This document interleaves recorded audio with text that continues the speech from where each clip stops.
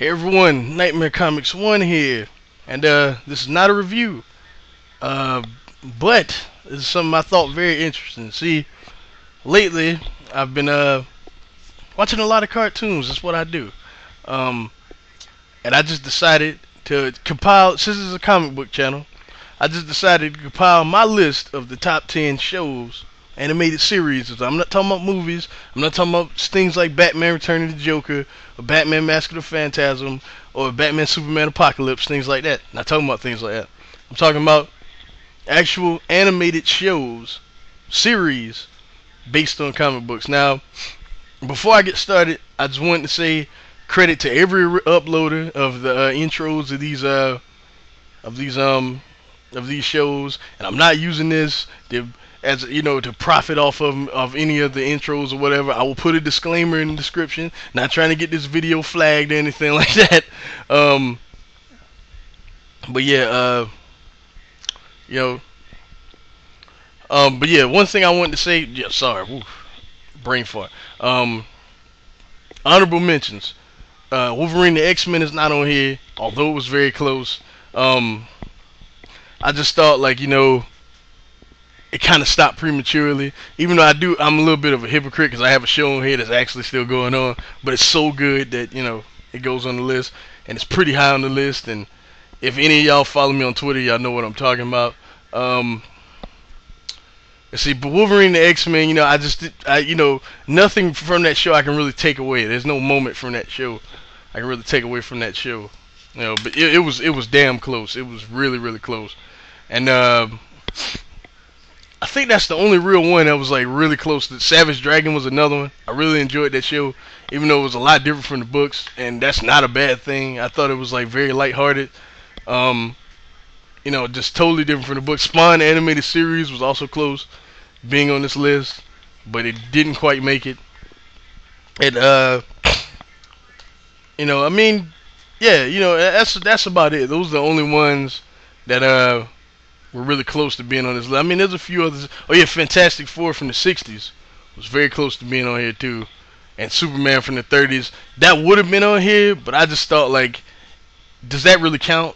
You know what I mean? Like the old Superman 30 shorts, the ones from the '30s. Well, not '30s. What was that? '40s. The old shorts. I just didn't think those counted. Like, those would definitely be on here though, because those, some people argue that that's the best Superman has ever been portrayed. So it may, I don't know. I just felt like they didn't count. But if they was on here, my number 10 wouldn't be on this list. Like, if I would count them, and they would be pretty high. I think they would bump a lot of stuff down. But yeah, man. Like, I hope y'all enjoy this. These are just my opinions, and yes, they are in order. This is what I think. This is honestly what I believe. And y'all take care. I hope y'all enjoy the video.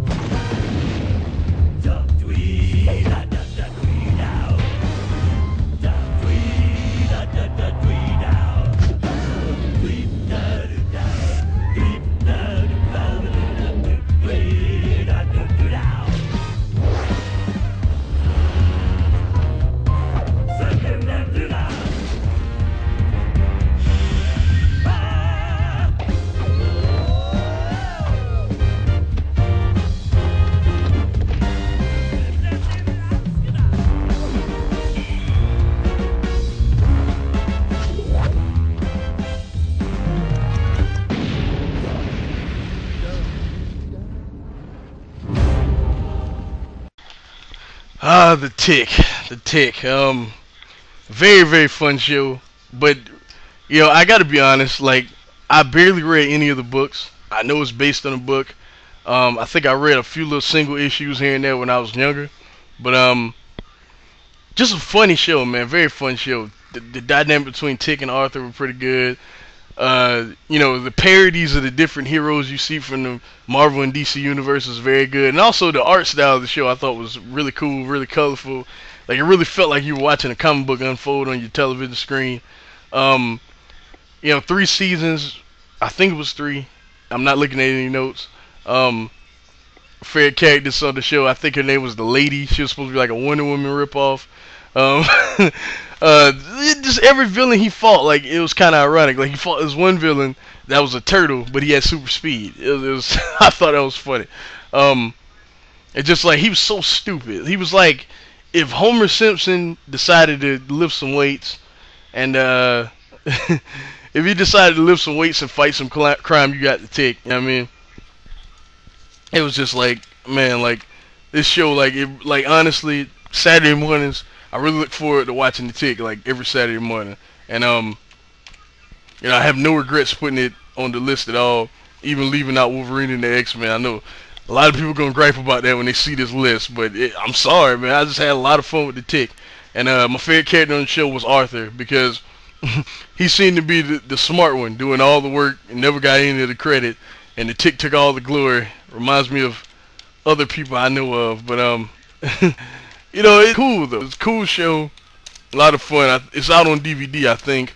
If not, I just know I got all the videos on VHS because I used to record it every Saturday, and I still have those tapes. That I love this show. You know, I can't say it enough. And yeah, people on the number 9. I really ain't got much to say about the Tick. You know, just if you've never seen it before, you owe it to yourself to watch it. It's funny. If you can't tell by that intro that you're in for a funny, fun ride, it's a very fun show.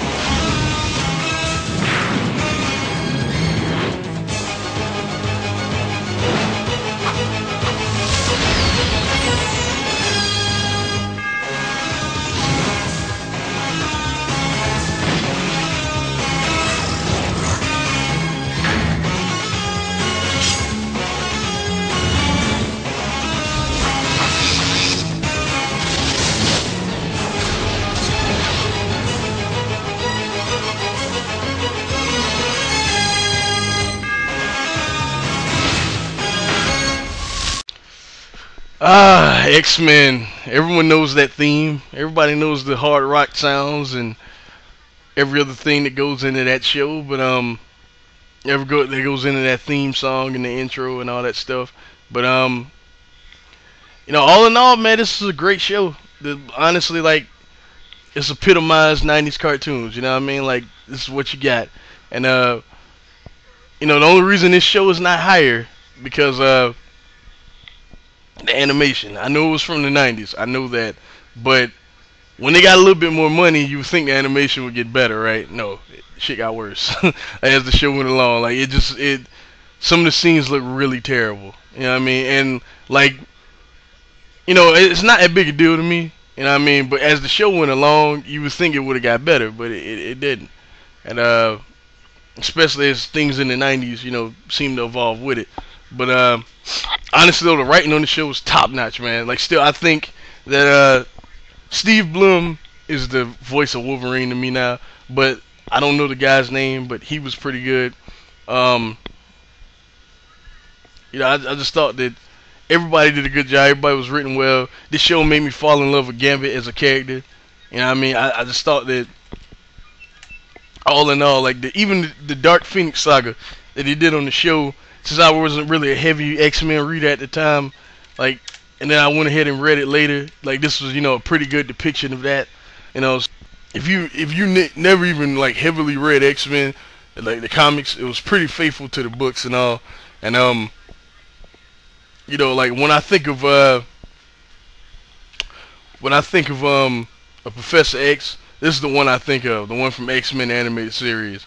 But this show seemed like it went on forever though. Like I think it went from '92 to '97 or something like that. Something like that. It was a long show though. And they even introduced the character named Morph, And you know, Morph, you know, he really was like kind of cool. You know, like he wasn't that bad. I can't remember.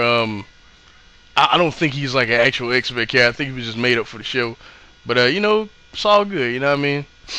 I actually remember Deadpool making a little short cameo in the show. I don't remember the episode, but you know, they had all your favorite X-Men in it. I remember they did the Future arc with Nimrod and with the Nimrod droids and all that stuff, and they had a Cable and Bishop was in the show, and then they did like the alternate future thing with Wolverine and Storm with lovers and stuff like that.